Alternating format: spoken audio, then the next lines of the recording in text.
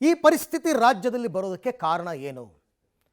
ಮೊದಲಿಂದಲೂ ಕೂಡ ಆರಂಭದಿಂದಲೂ ತುಂಬ ಜನ ಸಾಲ ಸೋಲ ಮಾಡ್ತಾ ಇದ್ದಾರೆ. ಆದರೆ ಇತ್ತೀಚೆಗೆ ಇದು ಪೀಕ್ ಹೋಗ್ತಾ ಇದೆಯಲ್ಲ, ಸರ್ಕಾರದ ನಿರ್ಲಕ್ಷ್ಯವೇ ಇದಕ್ಕೆ ಕಾರಣನ ಅಂತಕ್ಕಂಥ ಒಂದು ಪ್ರಶ್ನೆ ಬಂತು. ಯಾಕೆ ಅಂತಂದರೆ, ಈ ರೀತಿ ಬಡ ಜನತೆಗೆ ಅನುಕೂಲವಾಗೋದಕ್ಕೇ ಸರ್ಕಾರ ಒಂದು ಯೋಜನೆಯನ್ನು ರೂಪಿಸಿತ್ತು. ಈಗ ರಾಜ್ಯದಲ್ಲಂತೂ ಮಿತಿ ಮೀರಿದೆ ಮೈಕ್ರೋ ಫೈನಾನ್ಸ್ನವರ ಕಿರುಕುಳ.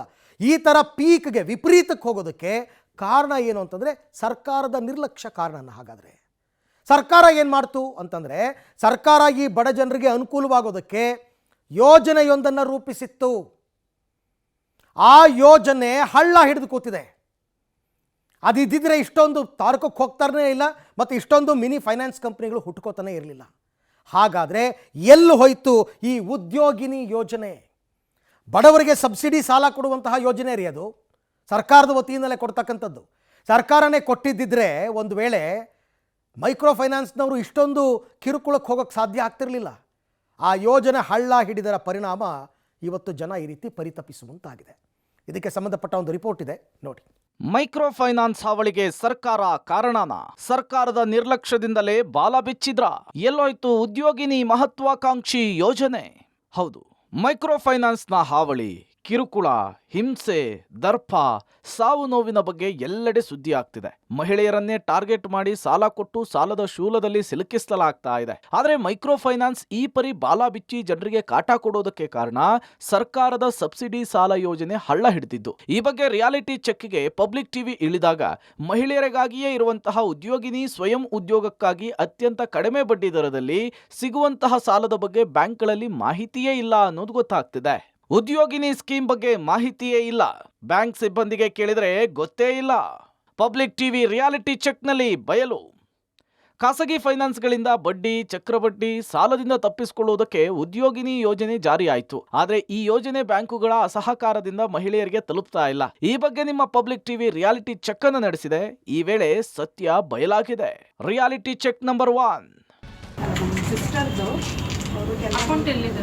ಕೆನರಾ ಬ್ಯಾಂಕ್ ಇದೆಯಂತೆ, ಅದಕ್ಕೆ ಬೇರೆ ಬ್ರಾಂಚ್ ಬಟ್ ಇಲ್ಲ ಅದ್ರ ಬಗ್ಗೆ ನಮ್ಗೆ ಐಡಿಯಾ ಇಲ್ಲ. ಬ್ಯಾಂಕ್ ಲೋನ್ ಕೊಡೋದಷ್ಟೇ ನಮ್ಮ ಕೆಲಸ, ಸ್ಕೀಮ್ಸ್ ಎಲ್ಲ ಇಂಪ್ಲಿಮೆಂಟ್ ಮಾಡೋದು ನಮ್ಮ ಕೆಲಸ ಅಲ್ಲ. ಬಟ್ ಸಿಗ್ತಾ ಇದೆಯಾ ಅದು ಗೊತ್ತಿಲ್ಲ, ಗೊತ್ತಿಲ್ಲ. ಅದಕ್ಕೆ ಹಿಂಗೆ ಏನೂ ಐಡಿಯಾ ಇಲ್ಲ ಅದ್ರ ಬಗ್ಗೆ ನಮಗೆ. ನೀವು ಲೋನ್ಸ್ ಮಾತ್ರ ನಾವು ಬಟ್ ತಗೊಂಡಿದ್ದಾರೆ ಯಾರಾದರೂ ಇದುವರೆಗೆ ಬೇರೆ ಯಾವುದಿದೆ ಗೌರ್ಮೆಂಟ್ ಪ್ರಾಜೆಕ್ಟ್? ನಮ್ಮ ಗೌರ್ಮೆಂಟ್ದೆಲ್ಲ ನಮ್ಗೆ ಗೊತ್ತಾಗಲ್ಲ. ನಮ್ಮನ್ನು ಎನ್ಕ್ವೈರಿ ಮಾಡಿದ್ರೆ ವೇಸ್ಟ್. ಬ್ಯಾಂಕ್ ಲೋನ್ಸ್ ಏನಿದೆ ಅದನ್ನ ರಿಯಾಲಿಟಿ ಚೆಕ್ ನಂಬರ್ 2. ಅವರೇನು ಕ್ಯಾಟಗರಿಯಲ್ಲಿ ಬರ್ತಾರಾ? ಇಲ್ಲ, OBC ಅಂದರೆ ನಾವು ಈಗ ಮುದ್ರಾದಲ್ಲಿ ಬೇಕಂದ್ರೆ ಕೊಡ್ಬೋದು. ಬಟ್ ಇದು ಉದ್ಯೋಗಿನಿ ಆ ಥರ ಸಬ್ಸಿಡಿ ಇದೆ? ಇಲ್ಲ ಇಲ್ಲ, ಆ ಥರದ್ದೇನು ಗೊತ್ತಿಲ್ಲ, ನಮಗೇನು ಬಂದಿಲ್ಲ ಈ ಥರದ್ದೆಲ್ಲ. ಇದು ಸ್ಟೇಟ್ದು ಅಲ್ಲಿಗೆ ಬ್ಯಾಂಕ್ಗಳಲ್ಲಿ ಈ ಯೋಜನೆಯ ಬಗ್ಗೆ ನಯಾ ಪೈಸೆಯಷ್ಟು ಮಾಹಿತಿ ಇಲ್ಲ ಅಂದಂಗಾಯ್ತು.